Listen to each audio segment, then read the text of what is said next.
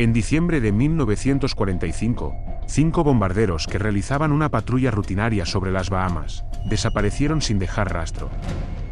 Fue un incidente que daría inicio a la notoriedad que rodea al infame Triángulo de las Bermudas. E incluso ahora, después de 70 años, todavía nos preguntamos qué causó la misteriosa desaparición del vuelo 19. En el extremo occidental del Océano Atlántico, flanqueado por 3 lados por las islas de Puerto Rico, las Bermudas y la Florida continental, hay una vasta extensión de aguas abiertas, que supuestamente ha sido el escenario de muchos sucesos extraños. La zona, conocida como el Triángulo de las Bermudas, se extiende a lo largo de medio millón de millas cuadradas, y alberga algunos de los puertos y rutas marítimas más transitados del mundo. Pero durante la segunda mitad del siglo XX, el Triángulo adquirió notoriedad, ya que cada vez se informaba más de que muchos barcos y aviones que entraban en la región desaparecían misteriosamente sin dejar rastro, para no volver a ser vistos. A pesar de las numerosas investigaciones, y del aparente aumento del número de casos denunciados en los últimos 50 años, parece que muy pocas personas han sido capaces de dar una respuesta clara y definitiva sobre estas desapariciones. Tal vez la desaparición más conocida, un caso que, por sí solo, dio inicio a más de medio siglo de presentimientos en torno a la zona, es la del vuelo 19, un grupo de 5 bombarderos torpederos, que realizaban una patrulla de rutina saliendo del fuerte Lauderdale, en Florida. Es una historia que se ha contado innumerables veces antes, en muchas encarnaciones diferentes, y por desgracia, como tantos misterios, no ha escapado a la mano de los embellecedores. La secuencia de los acontecimientos se ha distorsionado un poco con el paso del tiempo, enturbiada por inexactitudes y omisiones, hasta el punto de que ya no es evidente cuál es la versión verdadera. Nuestro objetivo es volver a contar los hechos tal y como se informaron oficialmente, disipar cualquier mito, y con suerte, dar una explicación plausible de lo que ocurrió. Aunque en el fondo sabemos que se trata de un misterio que probablemente nunca se resolverá. El miércoles 5 de diciembre de 1945 comenzó soleado y luminoso, una mañana típica de Florida para el personal de tierra de la Estación Aérea Naval del Fuerte Lauderdale, y que prometía excelentes condiciones de vuelo. Ese día se habían programado una serie de ejercicios de bombardeo, para entrenar a nuevas tripulaciones de estudiantes de aviación, y el mando de una de estas tripulaciones se le dio al teniente Charles Carroll Taylor, de 28 años. Taylor era un piloto experimentado, que había servido 2 veces en el Teatro del Pacífico durante la Segunda Guerra Mundial. Había acumulado más de 2000 horas de vuelo, y se había convertido en instructor de entrenamiento hacia el final de la guerra. Aparte de otros 4 pilotos veteranos, la mayoría de los aviadores eran inexpertos, con una media de apenas 20 horas de vuelo cada uno, por lo que Taylor tenía mucho trabajo por delante. Sin embargo, confiaba en que aprenderían rápidamente, y esa tarde estaban listos para embarcarse en su ejercicio de entrenamiento. El vuelo 19 despegó a las 2:10, compuesto por 5 TBM Grumman Avengers, y se dirigió al este, a Hens and Chicken Shoals en las Bahamas. Su misión consistía en realizar un simulacro de bombardeo en una zona previamente designada, para luego continuar 90 grados durante 73 millas, antes de girar 346 grados al norte, para dirigirse en esa dirección durante otras 73 millas. Finalmente, girarían 241 grados al suroeste durante 120 millas, lo que les llevaría de vuelta al fuerte Lauderdale, un tiempo total de vuelo de unas 2 o 3 horas. A medida que avanzaba el ejercicio, las cosas parecían ir bien. El escuadrón llegó a la zona de bombardeo y lanzó sus torpedos en poco tiempo sin ningún problema, pero a las 3:40 empezaron a manifestarse los primeros signos de que algo iba mal. Varios de los tripulantes expresaron su malestar y desorientación, y al realizar el último giro hacia la base, se dieron cuenta de que casi nada les resultaba familiar. Al mismo tiempo, en el fuerte Lauderdale, otro escuadrón de torpedos estaba en el aire, y se preparaba para dirigirse al campo de tiro cuando su comandante, el teniente Robert Cox, recibió una inquietante llamada de socorro del vuelo 19. Como Robert relató más tarde, escuchó a un aviador pedir desesperadamente una comprobación de posición, pero nadie podía dar una respuesta precisa. Robert interceptó la transmisión y preguntó cuál era el problema, y para su sorpresa, un piloto que se identificaba como el teniente Taylor respondió con una siniestra comunicación, que quedaría para siempre grabada en la historia del Triángulo de las Bermudas.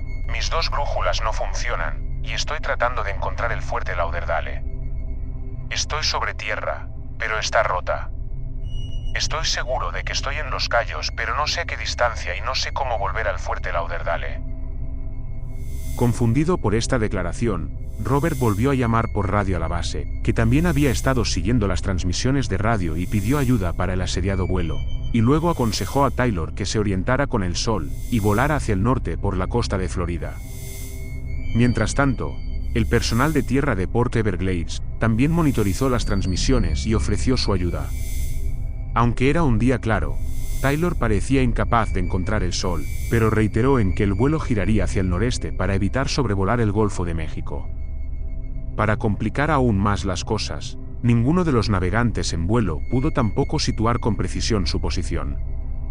Se le pidió a Taylor que cambiara de frecuencia de radio porque su señal se estaba perdiendo, pero por razones inexplicables insistió en mantener su canal actual, y luego cambió de rumbo una vez más, con la esperanza de encontrar un punto de referencia reconocible. Para entonces, numerosas bases terrestres habían sido alertadas de la aparente angustia de la escuadra, pero no pudieron hacer más que controlar las transmisiones de radio y ofrecer correcciones de rumbo, la mayoría de las cuales no fueron reconocidas ya que la frecuencia de Taylor flaqueaba. Para empeorar las cosas, a las 4:30 el tiempo empezó a empeorar, lo que significaba que la tripulación se arriesgaba a tener que volar en malas condiciones, lo que no era una hazaña para los pilotos experimentados y mucho menos para los novatos, especialmente en esa época. A las 5:15, Taylor informó de que el vuelo iba a girar hacia el oeste para llegar a lo que suponía que sería Florida, pero para entonces Port Everglades había avisado de que sus reservas de combustible no aguantarían demasiado tiempo. Esta situación se confirmó cuando, 5 minutos después, Taylor realizó la que sería su última comunicación al fuerte Lauderdale. Seguiremos volando 270 grados al oeste hasta que toquemos tierra o nos quedemos sin combustible. Las comunicaciones en tierra ya no pudieron contactar con el vuelo, pero todavía podían monitorizar a los tripulantes conversando entre ellos durante más de una hora. A las 6:20 escucharon la última orden de Taylor a sus hombres. Tendremos que amenizar a menos que toquemos tierra. Cuando el último avión baje de los 10 galones, descenderemos todos juntos. Y con eso, toda comunicación con el vuelo 19 terminó. Perpetuamente. Cuando la escalofriante realidad golpeó al personal de tierra poco tiempo después, la magnitud de la tragedia aún no se había hecho realidad. Incluso antes de que se registrara la pérdida del vuelo, los aviones y las tripulaciones de las bases navales de toda Florida se lanzaron al aire para buscar los aviones desaparecidos. Cuando la claridad del día comenzó a desvanecerse, 2 aviones PBM Martin Mariner fueron desviados de sus propios vuelos de entrenamiento para ayudar en la búsqueda. A las 7 de la tarde se separaron para cubrir un terreno más amplio, pero una media hora más tarde, uno de los Mariner informó de una comprobación por radio y luego, casi de inmediato, también se silenció. Las autoridades navales tuvieron que buscar un 6º avión, y durante los 5 días siguientes, cientos de aviones rastrearon toda la zona en busca de cualquier señal de lo ocurrido.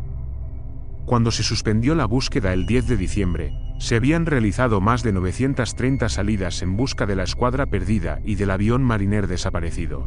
Pero nunca se encontró nada, y durante más de 70 años así ha sido. Mientras tanto, varios medios de comunicación se enteraron de la tragedia y las autoridades se vieron inundadas de preguntas, a las que no tenían ninguna esperanza de responder en ese momento. La Armada culpó directamente al teniente Taylor, diciendo que un error de pilotaje había llevado a un error de navegación, y en última instancia, condenó el vuelo a una tumba acuática. Sin embargo, muchos se negaron a aceptarlo, señalando que Taylor y al menos 4 de sus tripulantes eran pilotos muy experimentados. Se preguntaron cómo pudieron perderse tan fácilmente, especialmente en un día claro y luminoso. ¿Por qué Taylor ignoró los consejos del personal de tierra? ¿Por qué sus instrumentos de navegación fallaron tan fácilmente? ¿Y por qué no había confiado posteriormente en las lecturas de sus copilotos? Inevitablemente, en los años siguientes al incidente, se añadieron muchos adornos a la historia. Hubo informes de que Taylor y su tripulación expresaron que el mar no tenía el aspecto que debería y que todo parecía extraño. También hubo una famosa frase sobre que entraron en aguas blancas e incluso que fueron perseguidos por ovnis. La Marina negó que ninguna de estas transmisiones tuviera lugar, pero los extraños sucesos ocurridos durante esa misma época parecen corresponder a la idea de que algo adverso ocurrió en el vuelo. Hay varios informes que sugieren que los aviones entraban en contacto con ovnis a lo largo de la década de 1940. Durante la campaña de bombardeo de los aliados en 1943, las tripulaciones aliadas y alemanas informaron de que habían visto extrañas naves brillantes, flotando junto a sus aviones y volando en patrones erráticos. 2 años después del caso del vuelo 19, en 1947 el piloto estadounidense Kenneth Arnold declaró de forma dramática que había encontrado un platillo volante en Nevada durante un ejercicio de entrenamiento. Ese mismo año, una nave no identificada se estrelló supuestamente cerca de la base aérea de Roswell, en Nuevo México.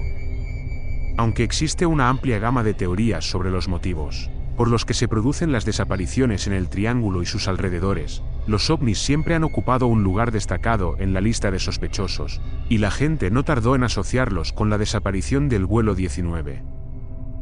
¿Podrían los ovnis o algún otro fenómeno extraño haber sido responsables de la desaparición del escuadrón?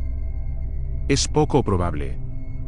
En ninguna de las transmisiones reportadas se mencionó nada sobre objetos voladores no identificados o de fenómenos extraños. Pero muchos teóricos acérrimos sostienen que las transmisiones originales habían sido manipuladas para eliminar cualquier mención a naves extraterrestres. Afirman que los supuestos rumores son en realidad las verdaderas comunicaciones, y que las comunicadas oficialmente son pura invención para encubrir la verdad. Sea cual sea el caso, puede que nunca lo sepamos con certeza, pero hay que decir que la explicación oficial parece mucho más basada en la realidad. Los escépticos han racionalizado las acciones de Taylor y sus hombres, y han presentado una teoría de lo que creen que ocurrió, proponiendo que realmente no hay ningún misterio. Muchos afirman que los pilotos eran demasiado jóvenes e inexpertos para guiar correctamente a los aviones de vuelta a casa, y que otros pasan por alto el hecho de que el ejercicio empleó una técnica de navegación estratégica llamada cálculo muerto. El cálculo muerto es un método por el cual un piloto utiliza la posición del sol y la hora local para establecer su posición actual, y luego calcula la posición en la que se encontrará dentro de media hora. En 1945, esta técnica estaba lejos de ser perfecta, y para un piloto novato, solo se puede adivinar lo difícil que habría sido. El escuadrón también se vio obstaculizado por el hecho de que ninguno de los aviones tenía instalados dispositivos de medición del tiempo, y aunque la mayoría de los hombres tenían sus propios relojes, ninguno de ellos pudo encontrar el sol durante la última mitad del ejercicio. Aunque el día comenzó claro y luminoso, el tiempo se deterioró más tarde, y con la oscuridad acercándose, los intentos de localizar un punto de referencia reconocible habrían sido casi imposibles. Otra cuestión que preocupa a algunos investigadores es que Taylor informó de que sus 2 brújulas fallaron sin previo aviso, al igual que las de su tripulación. Se ha sugerido que el Triángulo de las Bermudas posee ciertas cualidades magnéticas que se sabe que interfieren con las lecturas de las brújulas, y que barcos y aviones han sido víctimas del triángulo debido a esta interferencia. Sin embargo, no hay ninguna prueba que apoye esto, y lo que mucha gente no se da cuenta es que las brújulas no son infalibles. Siempre darán lecturas distintas en áreas más grandes, especialmente en una tan grande como el Triángulo de las Bermudas. El personal del fuerte Lauderdale trianguló la última posición conocida del vuelo 19, a aproximadamente 80 millas de la costa de Florida, al este de Palm Bay. Se cree que después de que el escuadrón había terminado la primera etapa de su misión, en lugar de girar 346 grados al noroeste, en realidad, habían girado 45 grados al noreste, lo que los llevó sobre las Islas Abaco en lugar de Gran Bahama. Desde arriba, la isla de Gran Abaco se habría parecido mucho a la de Gran Bahama, y ninguno de los tripulantes se habría dado cuenta de su fallo. Después de haber girado 241 grados hacia el suroeste, creyendo que ahora se dirigían al fuerte Lauderdale, habrían sobrevolado en cambio las islas periféricas de Abaco en el norte, conocidas como los Cayos de los Peces y de Pensacola, y aquí es donde comenzó la confusión. Los Cayos son una larga y extensa cadena de islas muy parecidas a los Cayos de Florida, y desde arriba se parecen mucho. Taylor mencionó específicamente en su comunicación que pensó que estaba sobre los Cayos y en ese momento debe haber creído que su brújula estaba tan desincronizada que el vuelo en realidad había girado hacia el suroeste después del ejercicio de bombardeo, hacia el Golfo de México. Nadie sabe cómo explicó el hecho de que habían llegado a los Cayos en la mitad del tiempo que debería haberles llevado, pero quizás supuso que habían cogido viento de cola. Si Taylor creía que estaba sobre los Cayos, esto explicaría por qué giró brevemente hacia el oeste antes de dirigirse al noreste. Esperaba llegar a Florida continental, pero en realidad estaba volando más lejos en el Océano Atlántico. Esto es apoyado por el hecho de que Robert había comenzado a volar hacia el sur, con la ilusión de localizar el escuadrón perdido, pero descubrió que su comunicación con Taylor se estaba deteriorando. Esto sugiere que el vuelo 19 estaba volando en dirección opuesta a él y no estaba cerca de los Cayos. Con el vuelo 19 ahora sobre aguas abiertas, hicieron varios cambios de rumbo con la fe de encontrar tierra firme, pero finalmente se quedaron sin combustible y tuvieron que amerizar en el océano. Se escucharon varias transmisiones, en las que los frustrados aviadores novatos intentaban que Taylor se dirigiera al oeste, creyendo que se dirigían en la dirección equivocada para empezar, pero él insistió en que siguieran su curso. Muchos se han preguntado por qué no cambiaron ellos mismos el rumbo, pero la tripulación había empezado a entrar en pánico, y en su desesperación, lo más probable es que hayan recurrido a Taylor, el piloto más veterano y experimentado, para que los guiara de vuelta a tierra. Esto, unido a su disciplina y entrenamiento, probablemente les impidió ir en contra de sus órdenes. Uno de los mayores interrogantes es por qué nunca se ha encontrado ningún rastro del condenado vuelo. Una búsqueda de 5 días en todas las direcciones debería haber encontrado al menos algo, balsas salvavidas de goma o a la tripulación flotando indefensa en el agua, pero hay quienes dicen que una vez que los aviones habían amerizado en el océano, los hombres probablemente habían perecido en el impacto. Tal vez las tripulaciones escaparon de sus aviones, pero fueron víctimas de los tiburones, las lesiones o incluso la fatiga y se hundieron bajo las olas. Como se mencionó anteriormente, se dice que el triángulo abarca 500.000 de millas cuadradas de aguas abiertas, e incluso para un caso como este, las posibilidades de encontrar supervivientes, aunque no son imposibles, debieron parecer sombrías en el mejor de los casos. Sin embargo, se encontraron restos en la zona en la que se informó por última vez del avión Mariner, pero nunca se confirmó que fueran parte de ese avión, ya que se hundieron bajo las olas antes de que pudieran ser examinados. Cabe mencionar que los PBM Martin Mariners eran propensos a tener fugas de combustible, y una chispa al azar podía incendiar el avión en pleno vuelo. De hecho, la tripulación del buque cisterna SS Guns Mills informó de una explosión en pleno vuelo, exactamente a la misma hora en que el avión desapareció del radar, y exactamente en la misma zona de la que se informó por última vez. Esto parece bastante concluyente. Y aunque la causa de la desaparición de este avión no estaba relacionada con la del vuelo 19, fue con todo una trágica coincidencia que ambos desaparecieran el mismo día y en la misma extensión de agua. No obstante, solo podemos conjeturar la verdadera causa de estas desapariciones, ya sea una desafortunada secuencia de acontecimientos o algo más siniestro e inexplicable. Parece que el misterio que rodea este caso y el del propio triángulo están inextricablemente unidos. A medida que uno gana en notoriedad, también lo hace el otro. Muchos creen que la búsqueda del escuadrón desaparecido dará de alguna manera la clave para resolver y por tanto entender por qué el triángulo se ha convertido en un enigma.